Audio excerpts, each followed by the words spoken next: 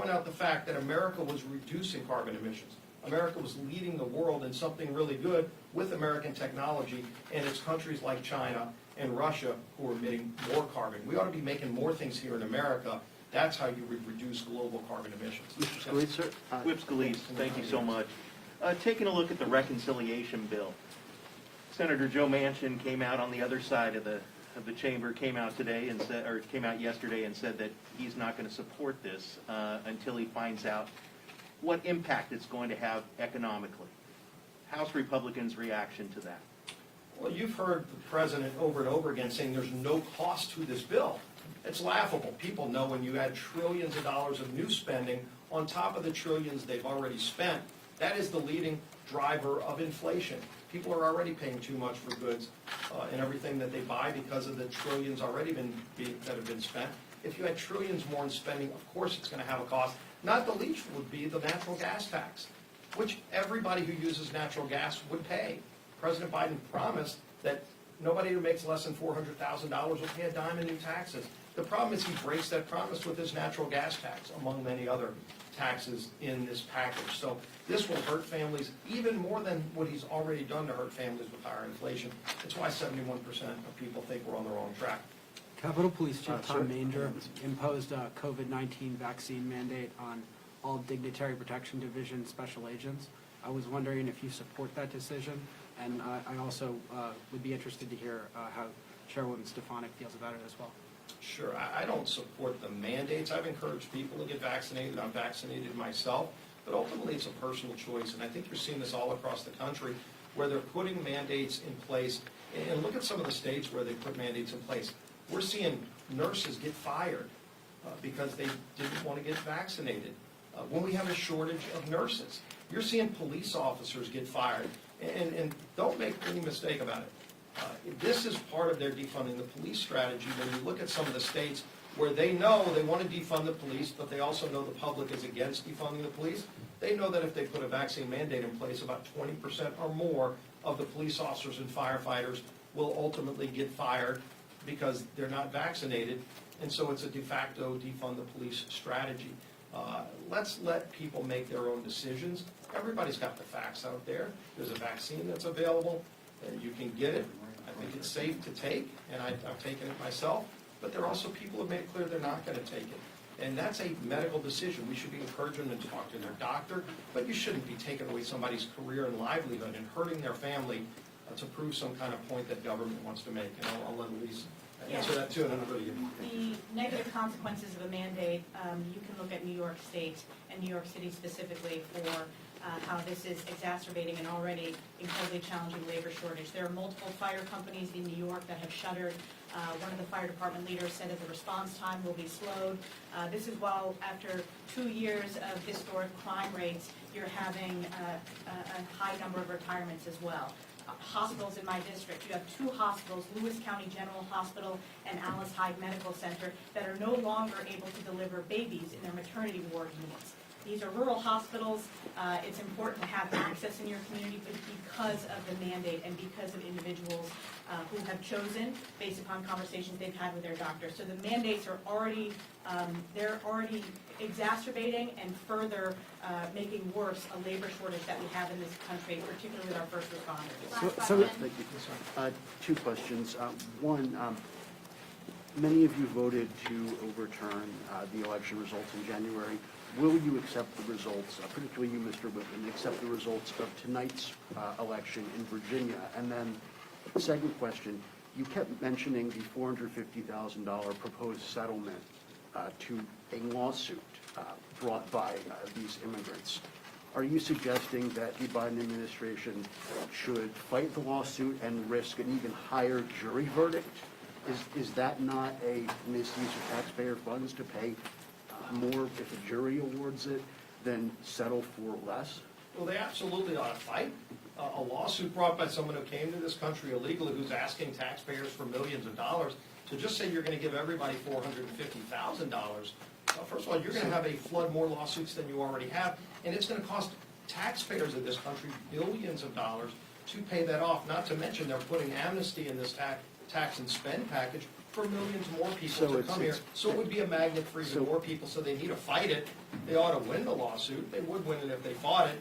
If they settle it, it's only because they want to give billions of dollars away to people here illegally, which again, and I think Elise pointed this You think out, they'd win? Gold Star You're not moms, a you got my lawyer, so- pointed out, Gold Star moms don't get that much money. 9/11 victims don't get anywhere near that amount of money. So it's offensive to hardworking families that President Biden wants to give billions of their tax dollars to people who came here illegally. I'll let Rob talk about his opinion. Sure, absolutely. You know, the election results will go to the State Board of Elections. They will certify those results.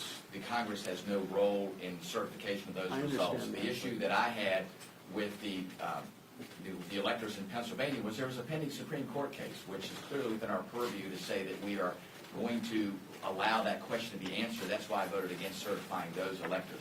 But as you know, in Virginia, it'll be up to the State Board of Elections to certify it. And certification there will certainly be something that I will look at and make sure that when it's certified, I will accept those results. Thanks, everybody.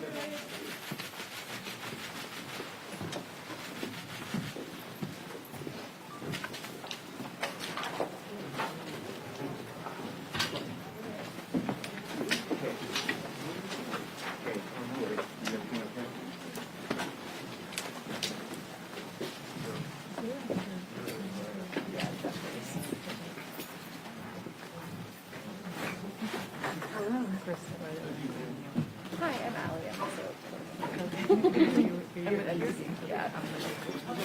Nice, cool. Well, welcome. I'm like a month in, so. Oh, wow, okay. Yeah, for everybody. Right, right, yeah. It's a whole first day or week. Where were you before? All over. That's what we do, but you do not write the letter.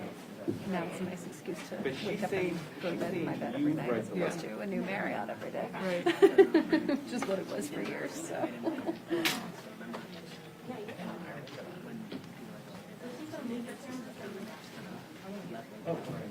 Right, that's perfect.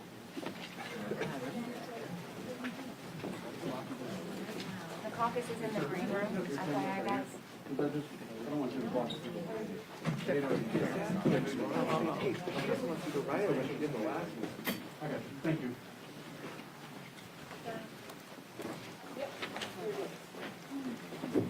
I know, but that's because it's just only taking language and putting it in a note and writing a letter.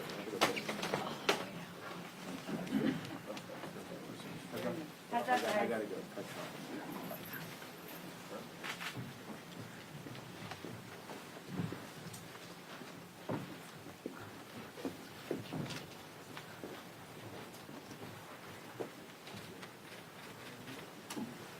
Morning, everyone. We had a very productive and positive meeting earlier today as we continue to press forward in enacting historic, bold, transformational legislation in building back better for the people. We're going to hear today from our Vice Chair as well as the Democratic Policy and Communications Committee. So I'm going to be very brief in my opening observations. But the Build Back Better agenda is widely popular with the American people during a point in time in our history where we're divided evenly on almost every other issue.